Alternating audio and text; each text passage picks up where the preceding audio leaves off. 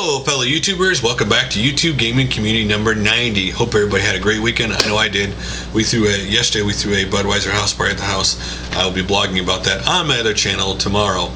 And in case you're wondering, yes, I did link my other channel to my checkout channel list because so many people give so many messages, hey Trouble, I know you have another channel, what's the channel link? And so instead of continually sending that message out, I simply linked it below for anybody who simply is interested. So let's get to the comments from YouTube Gaming Community number 90, where I asked everybody, leave a story of when you got mad online playing a game. And a lot of people left a lot of great stories. I'm only going to read through them. If you want to read them all, go check out the last video.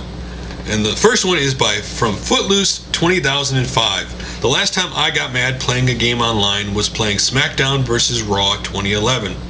What happened was my opponent must have created a finishing move with a glitch in it. He did his finisher on me outside the ring, and my wrestler froze and I couldn't move, so I lost by countout. And this is what I hate about online play today, is if somebody knows the glitches and you don't, and they know how to exploit them, you have absolutely no chance against that person. Next up is Koopa Catch. Black Ops Online.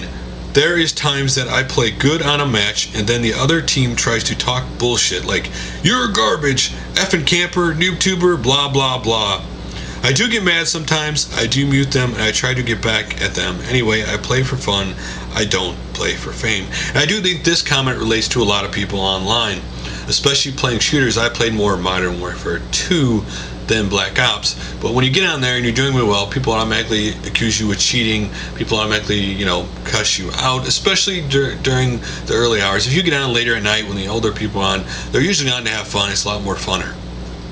And then, of course, when they're done with all that, they have to continually send you a message telling you how much you suck and blah blah blah. So next up is Vash87 Rally V. I had to cut a fight short during a match in Marvel vs. Capcom 3. My girlfriend was in an auto accident, was taken to the hospital. She's fine though, just a sprained ankle. Recently I encountered a lot more rage quitters opponents than I ought to. Due to that single mishap, to quit is one thing, but to send messages insulting me is another. Damn, those guys annoy me. And yeah, again, that's one of the aspects of online play I just don't like, is the continually message bashing you just because of the fact they suck at the game and you don't. Especially I run that into Mortal Kombat, where people rage quit because they play Smoke or New Cybot and you learn how to block the moves and you beat them, that they have to send you a comment just because of the fact they suck and you don't. But the first video today to check out is from a very big YouTube channel, from PhillipDefranco channel, which is his vlog channel, and it is YouTube's Cosmic Panda and Momma DeFranco in town. If you go to the 2-minute mark in this video, he shows you Cosmic Panda. If you don't know what Cosmic Panda is, it is the early look at the new layout for YouTube. And I picked this video because this was the one where he goes into every single little, shows you every little single thing in Cosmic Panda, and those are some things you think are cool or not cool. One of the things I do think is cool about the new Cosmic Panda is you can make playlists of your whole week of your videos, and there's the thumbnails there, so people need to catch up on your videos from that week. One of the things I didn't like is how right now in this new layout, video responses are not horizontal, they're vertical. But check out this video or any video on Cosmic Panda, or check it out yourself and leave a comment below or a video response of what you thought about it, and I will be reading those on Friday. So next up is Gamester81 Gamester81 in 3D. He has a new YouTube channel, obviously, and it's all shot in 3D. Ironically, it just came out right after Chipster's channel, or Chipster started shooting his videos in 3D. And there's one thing I'm going to say, okay? If anybody wants to make any channel on YouTube on anything, more power to them. I always wish them the best.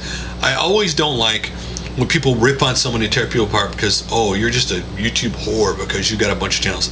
I know people on YouTube who have 100 channels on YouTube. They're not connected. You wouldn't know they're there. I know people who have 20. I know some people who have a second channel that they don't tell anybody about. Okay? I always wish people the best of luck. If they feel the need, if they feel that they support 3D so much that they want to start shooting their videos in 3D, more power to that person. I wish them the best luck. It's a little early in 3D. There's still a lot of people still need to adapt to it. I don't know if 3D is going to take off in the home, but you know what? If they believe in it, I wish them all the best of luck. So next up, FreddieW, Medal of Honor Cat. Like all of his videos, a lot of shooting, a lot of cool special effects. Really funny. Check that out. And then MaximRD, My Texas Instruments TI-99/4A collection for the TI-99ers Facebook group. So either go to the video to check out the link to the TI-99ers Facebook group, or go to the video to check out his cool Texas Instrument computer collection. Next up, for some music, Waltzforluna, Sonic Colors, Planet Wisp Act 1 Duet with Dave Harris. If you've never heard the music or like to hear her take on it, check it out. It's really cool. Next up is RetroGamerVX tag, Would You, Could You? And the question in this video is, do you collect computers for their historical or financial value? And would you put the preservation of a system above its financial value? And my answer for this question is rather simple. If it was something like the Atari Sphinx 100, where I have a lot of memories to in a system I love, I would put preservation or financial value. If it was a system I have no connection to whatsoever, and I found it really cheap, then the financial value would mean more to me than the preservation. So, next up is MN12 Bird Adventure Island 3 on the NES. If you've never seen that game, or you want to relive watching the gameplay, check that one out. And 911 Bones 1500 subscriber contest. Congratulate him to hit 1500 subscribers. To enter in this contest, one entry comment is worth one entry. A video response, what is your favorite game and why, is worth 2 entries.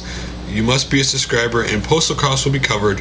3 prizes and a mystery game prize to be revealed the day of the draw. So if you want to enter the contest, or congratulations to him for hitting 1500 subs, check out his video. Next up is ChampChong Black Ops Fail Win. Also in this video, he just hit 100,000 subs, so congratulations to him.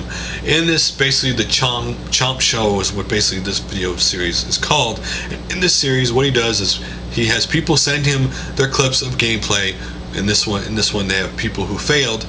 He shows their clips of failing in the game, and then he leaves a question for them to leave a comment to.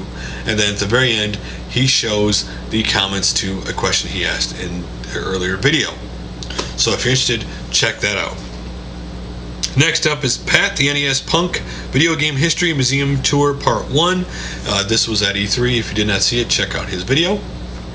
And then Captain 8-Bit Major Channel Updates, RetroWareTV.com, and Bill S978, which of course everybody should know about Bill S978 at this point. The coolest thing out of this video is the simple fact that Captain 8-Bit channel got YouTube partnerships, so congratulations to them. And in this video, they also talk about what they would like to do with the future of the channel. So you're interested in that, or congratulate them for getting partnership, check out the video. Next up is SonicCollectibles My Sonic the Hedgehog collection, celebrating 20 years. As a lot of you know, this is Pete Door's other YouTube channel, and he shows off his unbelievably massive Sonic collection. So if you've never seen it and want to see it, check out his video. Next up is Vintagevideogamegeek-Wall O Games, which basically shows you his massive wall of a bunch of his games.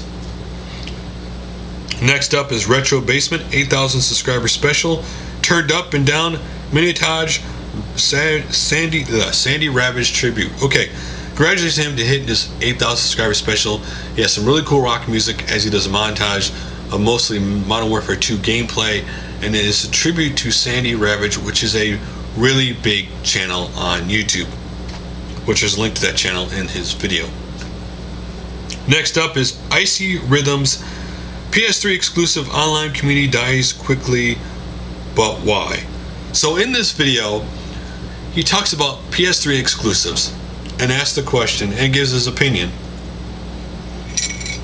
of why is it that the communities in the PS3 exclusive games die off rather quickly. How they start off with a very high people playing, but rather quickly the numbers go really low for people who want to just get on and play the game way after its release.